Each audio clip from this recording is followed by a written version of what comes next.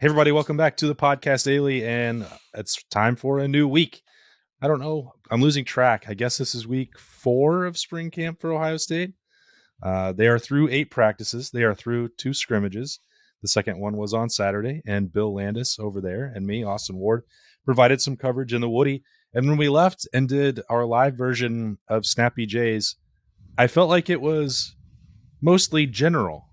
So today we've got to drill down on some Buckeyes who stood out to you in Saturday's scrimmage. Like it. So where should we begin? I like it. It's a drill down Monday. I don't know. I was thinking about this on my on my drive leaving the Woody, because I can't help but think about this football team in every waking hour of my life.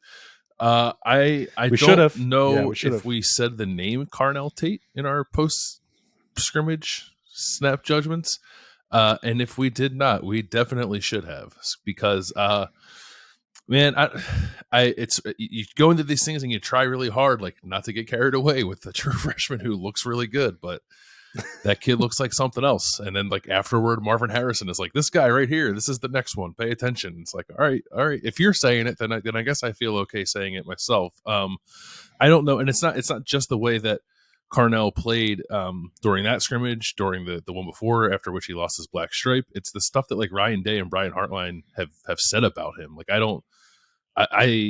I think I put on the board at OhioState.Rivals.com that I don't think I've heard the coaching staff talk about a freshman in such glowing terms so early in terms of how he handles his business on and off the field. But maybe you have an example to compare it to, because they seem to really like what Carnell Tate's doing right now. They talked about, I remember the coaching staff talking about Terry McLaurin in this light, but it wasn't in a way that was like, he's going to immediately help Ohio State's offense and he's going to be an NFL wide receiver right away, because Terry's process was a lot longer.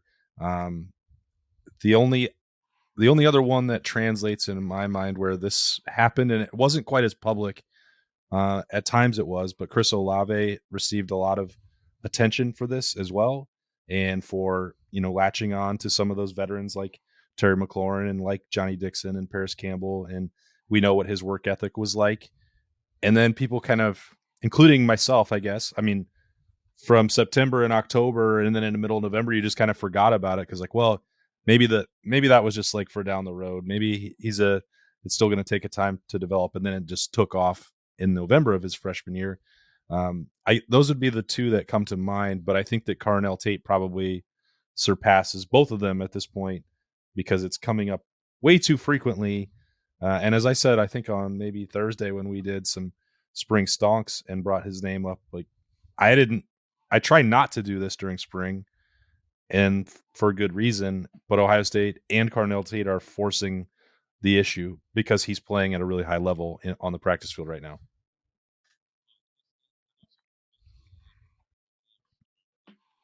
Yeah, it makes me believe strongly that the receiver position is going to look a little different this year. It's just not going to be dominated by the 3 guys that we expect it to be dominated by.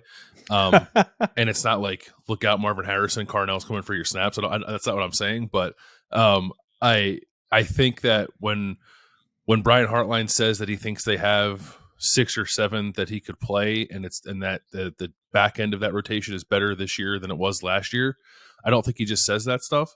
And it makes me think they're going to try to utilize some guys a little differently. At least, get them on the field in more than just garbage time. Obviously, you want Marvin Harrison Jr. and Emeka Egbuka out there as often as possible, but that still leaves you plenty of room to get other guys in.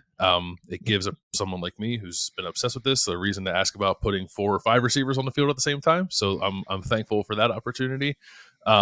But it's part of it's just like, you go out there and it's like, oh, they have more awesome receivers. Great, good for Ohio State. I guess that's not ending anytime soon.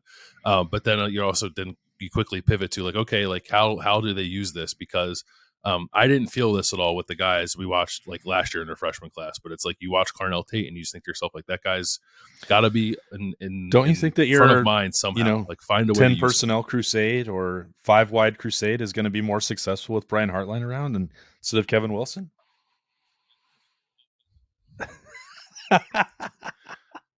The thought has entered my mind. Yeah.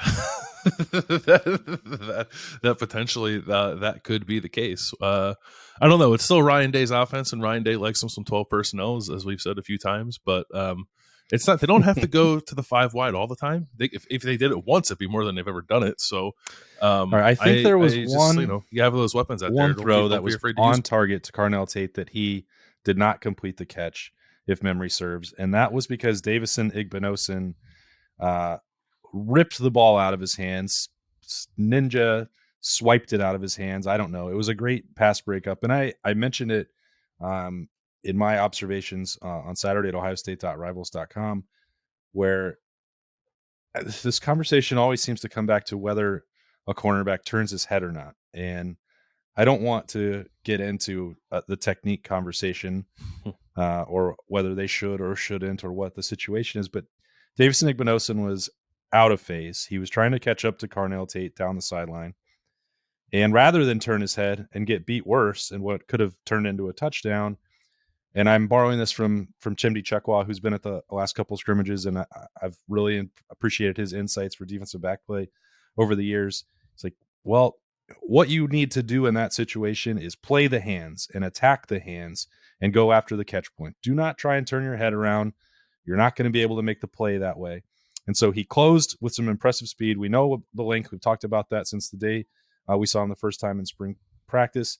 And then I thought that technique was really sound, and not just because it worked, but it did work.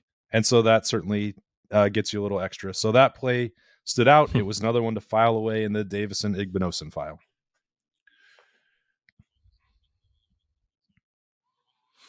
Yep, for sure. I think maybe on the different side of the field from you watching that. So the way that played out in my head was really good throw from Kyle McCord. Holy crap, what a catch from Carnell Tate. Oh, he didn't catch it. I wonder why that happened. And I was not at a good angle to see what Davidson did until I think I don't know if it was the Lantern or 11 Warriors had a video of the place that I was able to watch back.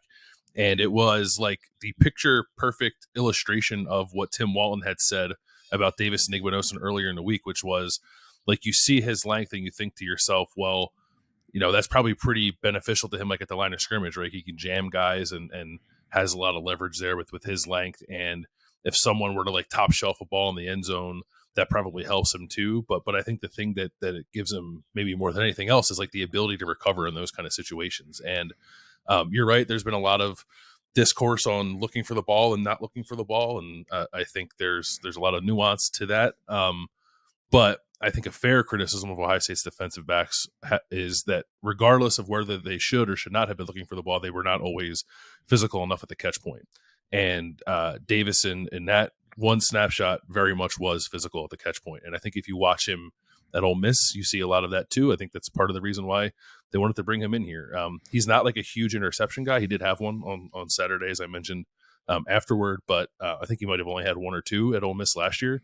You don't have to have a ton of interceptions to be a good, effective defensive back, but you do need to get your hands on the football, and Davison seems to be doing that. And I wonder if all this stuff we've heard about how much better the secondary as a whole has been at that, like maybe permeates from a guy like Davison. If that's like what he brings to the table, then all of a sudden he's like raising the level of play for everybody else. To be fair, with what we've seen, like Jordan Hancock and Denzel Burke are both still handling everything Ohio State is throwing at them, and they've continued to take, primarily from what we've seen, the first team snaps when they've been out there. It doesn't mean that they are entrenched starters, but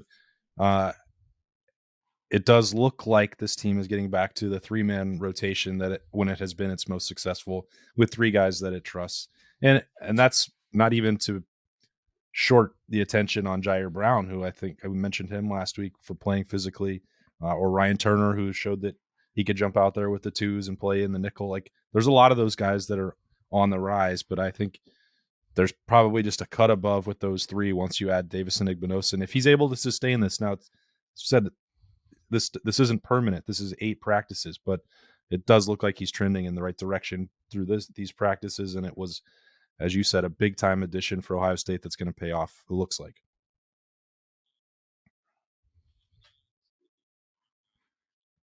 Yeah. Another guy in the secondary who caught my attention, which is interesting because I feel like you and I are probably on like opposite sides of the Josh Proctor conversation. Like you've always been very, very high on him, and understandably so, right? For all the reasons you've articulated over the last few years about why people are so enamored with him. But I'm more like I hear it, but I don't see it. So like, how can I get excited about it? So like I've always been like, if like Sonny Styles has to play, and I'd love to see Kai Stokes get a shot. I don't need to see a guy who's in his 6th year, like, finally break through. But and like that's probably like a cynical way to look at it, but he's looked really good the times we've been out there at practice. And on Saturday, who did it was Chip Trainum, right? It was like a ball over the middle of the field, and it was like it was not a tackle drill. So it was a thud tempo drill, and Josh didn't quite tackle Chip, but he hit him pretty hard, probably harder than you should be hitting someone in a quote unquote thud tempo drill, and jarred the ball loose from Chip on a incompletion. It ended up being, and it was just like, oh yeah, like this guy, when he's dialed in and reads it and has it lined up, he is very much a heat seeking missile. So it just made me like pull back a little bit, I guess, on my skepticism that Josh Proctor is suddenly going to get it figured out and be an impact player this year. So I guess I mostly wanted to give him a shout out for that. And you then said also, it, not me. I'm not talking about Josh Proctor this spring. Those are two bad dudes, Chip Trainum and Josh Proctor. And that collision for a thud period, you're not going to see one that's harder than that. And I think that they both liked it. Chip Trainum wasn't happy that he dropped the football because I think mainly he wasn't expecting Josh Proctor to be there, but it wasn't like a Jack Cohn knockout attempt. He was basically just like in coverage and didn't give any ground, and Chip Trainum ran into a wall, and then the ball popped loose. I don't know what's going to happen, but I don't think that this is just a senior spring placeholder situation with Josh Proctor or Cameron Martinez. The longer you get into it, and again, it's 8, that's a small sample size.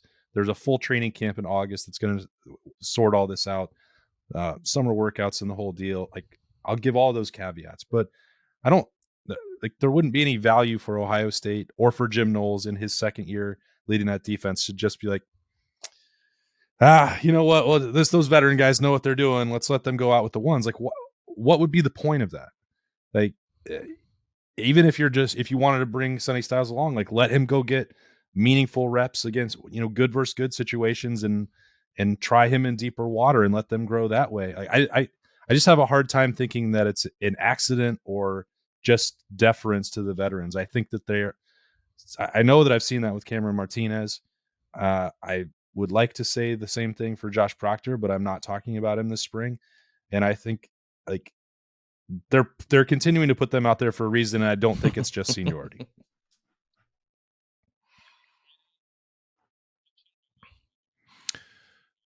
I've changed my mind a little bit on that, because if you would have asked me a week ago, I probably would have just said it's seniority. And the situation has changed at nickel a little bit, potentially, as we said, with Jihad Carter getting hurt in practice. We don't know the severity of that, but I imagine at least in the short term, like it's going to be a lot of Cam Martinez now at nickel until Jihad can get back to 100%, however long that takes. And I guess it was just like, again, skepticism with Josh. It was just like, I don't think it can come together. But it's happened for other guys, right? I don't know why I would write him off if it's happened for other guys in this program before. It's not a given. It's certainly not something that happens all the time, or even the majority of the time with guys in that situation. But it doesn't mean that it can't happen. So we'll see. Like I really like Kai Stokes, and the idea of like a young talented guy like that having to wait another year to play. Doesn't sit totally right with me, but also too, if you're putting them both out there, and if even it's a seniority thing, because like someone has to go with the first team defense, right? So like you can't put them both out there at the same time, so someone has to go first, and you're letting them battle, and Josh comes out looking like the better of the two, then like he earned it. So I think that they are. I think it's still very much like competition there. I don't think anything has been sewn up, but I am less in the camp now that like, oh, these guys are just older placeholders until the younger guys are ready. I think that maybe something has clicked for each of them, Cam and Josh both, that there's no one blocking them. They have every opportunity in the world now to start, and like really no excuse for not winning a starting job. And I think guys might fold under that, but guys can also rise to the occasion. And I'm going to break another one of my rules, and watching Jelani Thurman move around in scrimmages, holy cow. There just are not a lot of humans like him. And I think that Ohio State recognizes that, and they may be more willing to. This word came up last week, right, with Perry Eliano and Sonny Styles, like streamline. I think they're going to have to do that with Jelani Thurman in some capacity, and I think that they're more open to that idea than they may have been in the past, at least based on what we've seen so far in these spring scrimmages. And it's almost all of it's been with the twos, a few scattered reps where he jumps out maybe in 7-on-7 with the ones and gets some opportunities there, as Ohio State mixes and matches and doesn't want to push it maybe too hard with Tate Stover this spring. Man just moves well. He is incredibly put together for a true freshman. He's big, he's strong, he's got a great catch radius. If he wants to block, I'm sure he'd be capable of doing that as strong as he is. So we'll see what that all means moving forward. But we know that nobody wants to try and tackle him once he gets the ball in his hands. We know that he can create some unique mismatch opportunities. I don't know how you really want to defend this guy, especially in the red zone. And I think he's going to have to – he doesn't have to play. That's too strong. Ohio State has a lot of talent with Cade Stover, Joe Royer, and G. Scott. He's a real bonus, I think, potentially, if Ohio State does use him right away.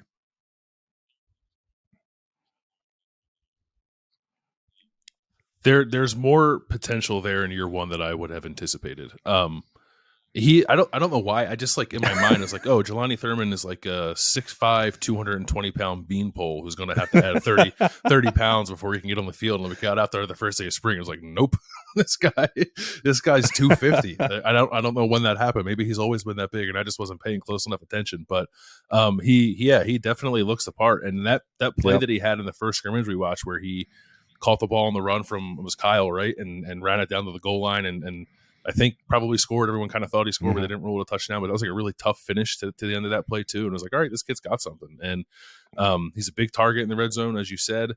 So I don't know. I'm curious. We talk with Keenan Bailey and the tight ends later this week, and I'm just interested in the way that Keenan will talk about him. Like, does he try to pump the brakes on that? Does he embrace the idea? Like, oh yeah, we can find a way to use this guy because he's different looking. Like I'm sure that's what was attractive about him in the recruiting process. He just is a big, strong, fast, I think, for his size and incredibly long athlete. So like it's a body type that it's maybe like similar to Rashad Berry, but probably even a little bit longer than that. But also probably with more potential because Jelani he's not going to be a tight end suiting guy up that defensive end. they don't look at him and don't know what position he's supposed to play. Yeah, I guess that's breaking two rules: talking about the tight ends too much in the spring and talking about a true freshman. But sometimes exceptions have to be made.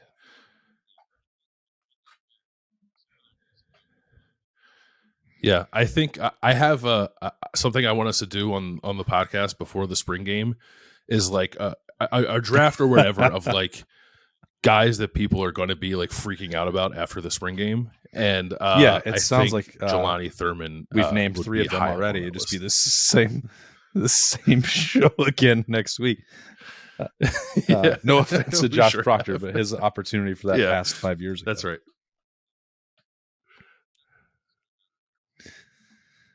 It did. Yes. But he was a spring game star. Didn't he have like a spring game where he had a crazy interception? Yeah. Anyway, anyone else you want to throw in there before we wrap up on Monday? No, I think that covered it. I'm trying to just think quickly. No, like I don't know if I made this point or not afterward, but in a world where like people I think are probably concerned about some of the thoughts coming out of Saturday as it pertains to the offensive line, I think Josh Fryer looks pretty solid. So I don't Josh Fryer being solid on the left side doesn't do anything for the right side of the line, but it's still I want to make sure that like those two conversations are separated because I think the more we see him, the more I feel comfortable and when they're not with the idea taking like, it easy with Donovan, Donnie, DJ Jackson, that left side, I think, is pretty well stabilized, which that's a big deal in itself. And you're still, you're halfway done when you have that, and you know what you're probably going to get from Matthew Jones at right guard. Like, there's work that has to be done. There's no question about that. We talked about the offensive line and the issues they had against the pass rush a lot, but I don't know that they're like, it's easy to leave Saturday and be like, this is horrible. This is not going to work. Like, they're not going to be able to fix it. And that's not uncommon for spring practice for offensive linemen. And I don't know that they're like light years away from getting this stabilized. Like, you've got some veteran guys, some experience. You assume at some point that Justin Frye is going to get somebody ready to play at right tackle and that they'll be ready to go. Maybe that assumption will be unfounded down the road, but this isn't the first time that we've watched a scrimmage and be like, nope, they're not going to do it.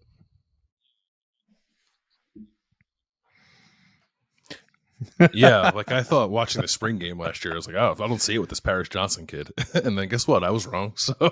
So I think Justin Frye's only been here a year, but like, just for me personally, like I feel like he's banked up a fair amount of credibility.